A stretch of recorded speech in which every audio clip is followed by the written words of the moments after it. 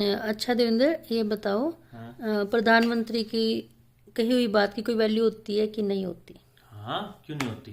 प्रधानमंत्री बड़ा संवैधानिक पद है, देश का सर्वोच्च पद है एक तरह से।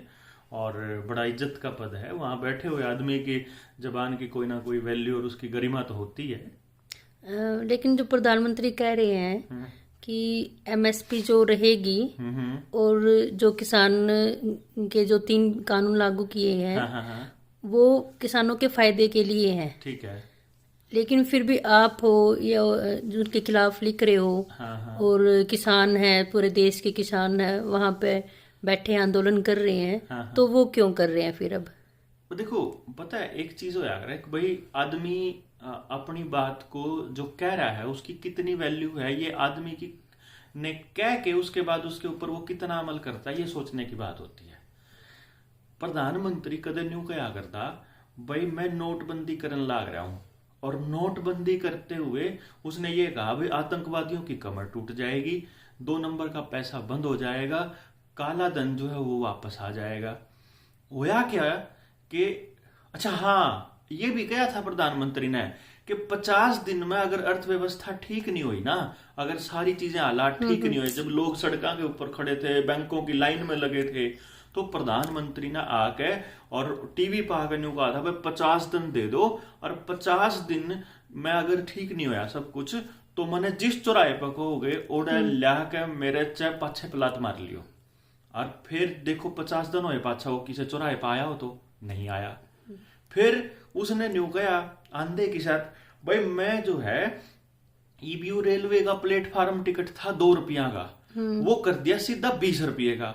जब उसने भाषण दे गई ये कही भाई रेलवे की हालत माड़ी है, और मैं रेलवे ने सुधारूंगा और बुलेट ट्रेन लेकर आऊंगा, और उसके लिए इतने रुपया की जरूरत पड़ेगी, और वो तुमने यू कड़वा घूट पीना पड़ेगा, वह दवाई की तरह का। अभी दवाई तो कड़वी होया, अगर जब इनने 70 साल से देश लूटा था तो मैं ठीक करूंगा, और यू कड़वा घूट पी लो। ये आजकल वो प्लेटफॉर्म टिकट शायद 50 रुपए का है, तो मैं बता दूंगा इसे।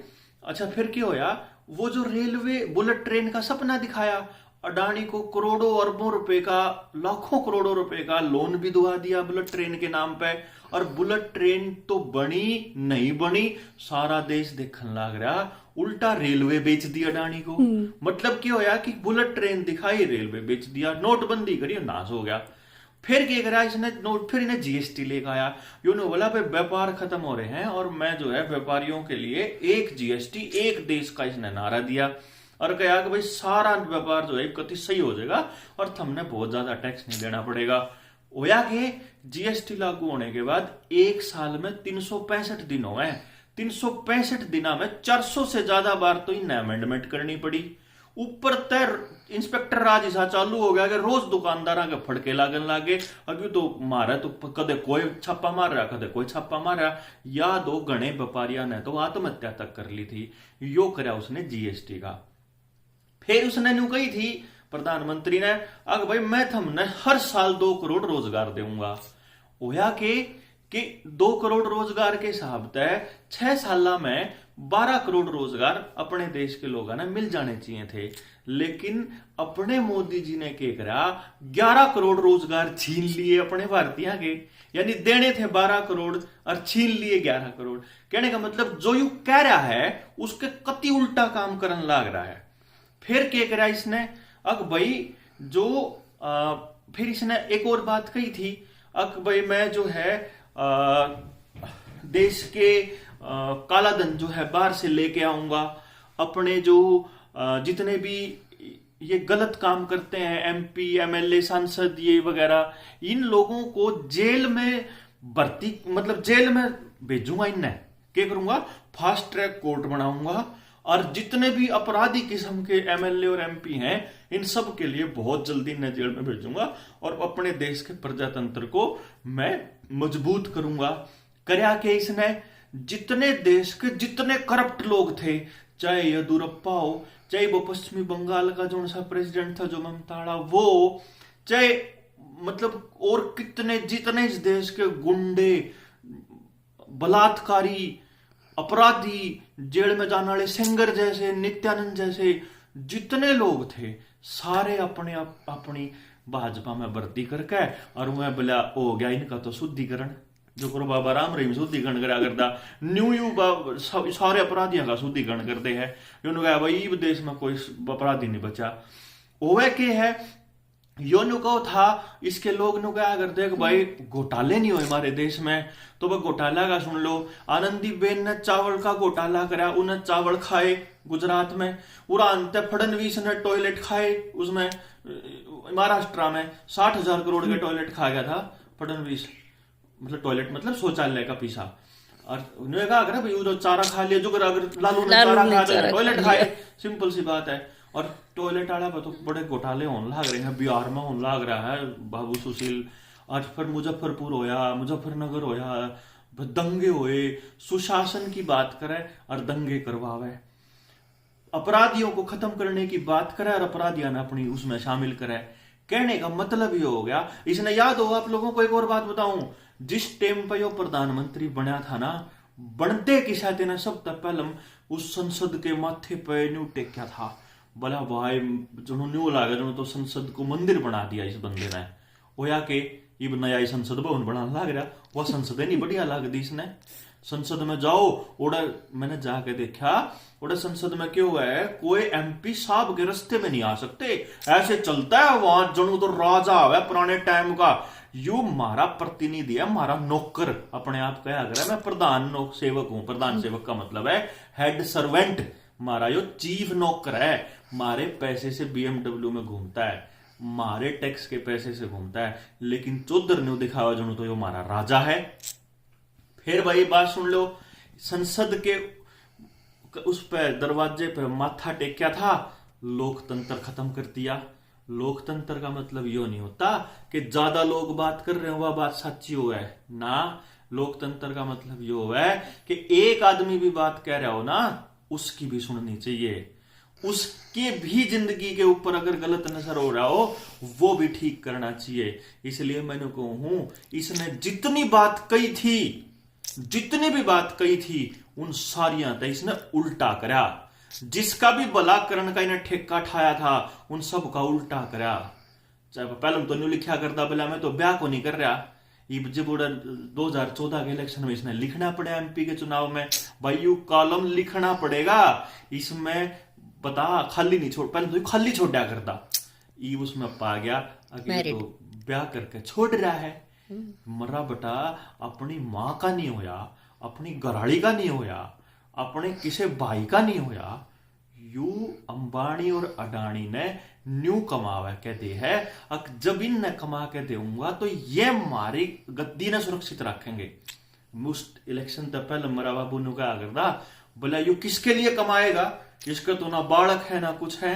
मैंने बोला अच्छा इसका मतलब तो भाई जितने ब्याह वाले हैं, जितने घर वाले हैं, जितने परिवार वाले हैं सारे करप्ट है। इसका मतलब तो करप्शन का कारण जो है वो परिवार है ना। ये नहीं है, इसने जान के यू करप्शन कर रखा है। तो मैं यूं कहूं था कि इसने अपनी जिंदगी में जितने भी वादे करे हैं उन सब पे उल्टा काम करा है। इसलिए अगर नरेंद्र मोदी ये कह रहा है कि ये किसानों के फायदे में है, अगर ये कह रहा है कि भाई यो जो MSP रहेगी, तो इसका न्यू मतलब समझ लियो कि यो किसाना का नाश होएगा और MSP कति नहीं रंदी, कति नाश होएगा। यह बात मेरे ध्यान से सुन लियो, क्योंकि जुन सी बात यू कया करे इस तो उल्टा करा करे। भाषण तो लिखवा यू बड़े बड़े पढ़े लिखे आदमी आप है, लेकिन अक्ल नहीं इसने दो दिल लेगी भी। यू तो सिर्फ एक काम आवा इसने तो लोग क्यों कर लड़ाने हैं, इनके बीच में जूत क्यों कर बजवाना है। वो तो भला हो इन पंजाब के सरदारा का ये उड़े जाके बैठ गए, यूपी राजस्थान हरियाणा सारा जाके देखा, और जो भाईचारा इनने उड़े चालू करा है, जो भाईचारे की मशाल इनने जलाई है, या जो 6 साल में इनने गंद फैलाया था ना, वो सारा धो दिया इस प्यार प्रेम ने। मैं तो इसका एहसान मानू इस बात में, लेकिन न्यू सोच लियो यो धोखेबाज आदमी है। इसकी जिंदगी धोखे से शुरू हुई थी, धोखे पे जाके मरेगा। जितने रफेल के जानकार लोग थे मैं पहले बता दूं, सेना के बड़े गुण गाया करता, वो और तो रह गई थी। सेना के नाम पे भी बड़े गुण गाए भाई इसने तो। वोट भी लिए, पुलवामा में आदमी मरवा दिए। इन न्यू तो बेरा लाग जावे कि किसके घर में, अखलाक के घर में के पड़ा है, न्यू तो बेरा इन लाग जाए भाई, उसके घर के फ्रिज में तो बीफ है, इन न्यू तो पता लग जाए। लेकिन इन न्यू नहीं पता लगता 300 किलो आरडीएक्स कहां था आया। और देवेंद्र शर्मा तय इन जमानत भी दुआ दी भाई। इन्ने के आदमी सारी गंदगी फैलावे, वैसी जैसे आदमी तो देख के नहीं है भाषणों में अपनी गंद फैलावे हैं, फिर हिंदू मुसलमान का कचरा फैलावे हैं। बलात्कारियां के यहाँ सपोर्टर हैं और देश का सत्यानाश करने का इन्होंने ठेका ले रखा है। क्योंकि अगर देश समृद्ध हो गया तो भाई इन पे सवाल पूछने पड़ेंगे। ये पढ़े लिखे थे, इनका क्या इरादा था, प्राइवेटाइजेशन का क्या खेल था कि प्राइवेट कर दो सब, क्या इन्हें तो होगा कि प्राइवेट होने के बाद किसान अपने बालका ने पढ़ा नहीं पावेगा। ये देखा होगा कॉलेजा की फीस महंगी कर दी, इंजीनियरिंग महंगी कर दी, एमबीबीएस महंगी कर दी। क्यों? इसके किसान का पढ़ा लिखा बालक ने बेरा लाग जाएगा कि के चाल चल रहा है। सरकारी स्कूल खत्म कर दिए, यूनिवर्सिटीज की फेलोशिप खत्म कर दी, लोगों को बरगलाने का काम कर रहा है। जेएनयू जैसी सुपर यूनिवर्सिटी जो इस देश में अभी फिर से नंबर 1 आई हो, उस यूनिवर्सिटी को बदनाम करने के लिए अपने गुंडे भेजे, इन्होंने भेजे, बीजेपी ने अपने गुंडे भेजे। नहीं तो आज तक पता लग जाता किसने करा था होगा, लेकिन पता नहीं लगेगा भाई। जो इनने रगड़ना है फिर तो इनकी सीबीआई भी चाल पड़ेगी, सारी एजेंसी चाल पड़ेगी। और डोवाल गोबर खान खातर खड़ा कर रखा है इन्होंने, के काम आओगा हो जाए न्यू नहीं पता लगा सकता देशद्रोही नारे कौन लगावा है। देशद्रोही नारा के ऊपर ये सिर्फ टीवी चैनलों में बकवास करने के लिए अपने आदमियों को भेजते हैं। और नहीं तो मैं बता दूं, इस आदमी का इतिहास देख लोगे तो गुजरात 34वें नंबर पर था एजुकेशन में। पूरे देश की एजुकेशन का पट्टा न्यूए बिठा रखा है। यू कोरोना का ड्रामा 1 साल हो गए न्यूए चल रहा है कि थारे बड़का के स्कूल बंद हो जाए और उन स्कूल में कदे स्कूल में नहीं जाएंगे तो मैं बर्बाद हो जाए। स्कूल कॉलेज बंद करने का घरों में गुस्सा हो जाता। ये तो बाय चांस चलो इस आंदोलन के बहाने लोग निकल आए और उनका भाईचारा दोबारा जा गया, नहीं तो बहुत फ्रस्ट्रेशन में ये देश था। इस फ्रस्ट्रेशन को बचाने के लिए पंजाब शुक्रगुजार है, पूरा देश शुक्रगुजार है पंजाब के सरदारों का। और हम लोग तब तक वहां से नहीं उठेंगे। मैं आज आया था बाय चांस किसी काम से अपने बच्चे का एक फॉर्म भरने के लिए, और हम कल फिर निकल जाएंगे बॉर्डर के ऊपर। मैं आपको बता दूं बहुत जल्दी हो सकता है हम वहाँ जो अब बच्चों को लेके आए हुए हैं सरदार अपने साथ में, हम उनके लिए कुछ क्लासेस का इंतजाम करेंगे कि वहाँ हम पढ़ाना शुरू कर दें। क्योंकि देखो हम टीचर्स हैं तो हमारा काम पढ़ाने का है, तो अपन वही कर देंगे। लेकिन मैं आपको ये बता देता हूँ, यो आदमी 1 नंबर का झूठा हो तो कोई बात नहीं, यू तो झूठे तभी आ गए। जो मणिशंकर अय्यर ठीक क्या करता है इसने, यू कति घना नीच आदमी है। यो इतनी नीच किस्म का आदमी है कि जिसका भला करने की वो बात करे न्यू समझ लो इसके दिल में उसका नाश करने की सलाह है। जाए तो भाई संभल जाओ। और जो बता दूं, कदे न सोचते हो कि सिर्फ किसानों का आंदोलन है, किसान मर गया तो सब मरोगे, नौकरियां नहीं बचती हैं। 6 साल हो गए जो नौकरी करने लाग रहे, देखते होंगे कि नौकरी करना भी कितना मुश्किल हो रहा है, नौकरी करना भी बहुत मुश्किल हो रहा है। इसलिए नौकरी करने वाले भी पहुंचो, अपने बड़का ने लेके जाओ, देखो आंदोलन कैसे हो जाग रहे हैं। अगर कायर औलाद ना रखनी हो अपनी औलादों को, अगर अपने हक के लिए लड़ना सिखाना हो तो इस आंदोलन में लेके जाओ अपने बड़का ने। इससे बढ़िया तीर्थ नहीं मिलेगा, इससे बढ़िया जगह नहीं मिलेगी। इसके लिए तो मोदी जी का धन्यवाद। और बाकी देश ने मैं बता दूं भाई, 1 नंबर का झूठा और 1 नंबर का गंदा आदमी है यो। और इसके गिला वो मोटू गंजू वो भी छाया है 1 नंबर का। और ये नाश करेंगे दोनों के दोनों इस देश का, ठीक है ना। उन्हें कौन काटा था वो जज लोया ने, उन्हें थोड़ी तड़ी पार करे था, फिर लोया का ही नहीं बेरा लग गया। चलो भाई वो तो बात दूसरी थी। लेकिन असली सवाल यो था भाई पूनम तेरा कि भाई तन्ने इस आदमी की बात पे भरोसा क्यों नहीं। तो भाई सारे देश ने बेरा ला गया होगा, क्यों नहीं, किसी ने भरोसा नहीं। किराए के कुछ आदमी ने टट्टू राख रखे हैं फेसबुक पे, वह इन कुछ कहने वाला ने गाड़ देवे हैं, उन्हें गाली दिया जाओ, चाहे मैं कितनी बकवास करे जाओ, कोई असर नहीं होना। लेकिन देश इनकी सच्चाई जान गया है, ये इस देश ने बर्बाद करने की राह पे है। और तिब्बत तो 4 साल और हैं, इनका न्यू ढीढारी हैं। अजईब किसाना की बात मान ली और फिर भाई लोग ने सोचेंगे ये तो बड़े ठाडे थे, ये तो कमजोर लिकड़े, ये असलियत में कमजोर है, फिर इसने सुसाइड करना पड़ेगा भाई, पहले बता दूं। इसलिए मैं ये कहता हूं कि भाई इस देश ने बचाना हो तो इन सरदारों के साथ आ जाओ, पूरा देश इस आंदोलन में साथ आ जाओ और इस देश को बचाने के लिए इनका साथ देना पड़ेगा और इन झूठा को बताना पड़ेगा कि तुम झूठे हो।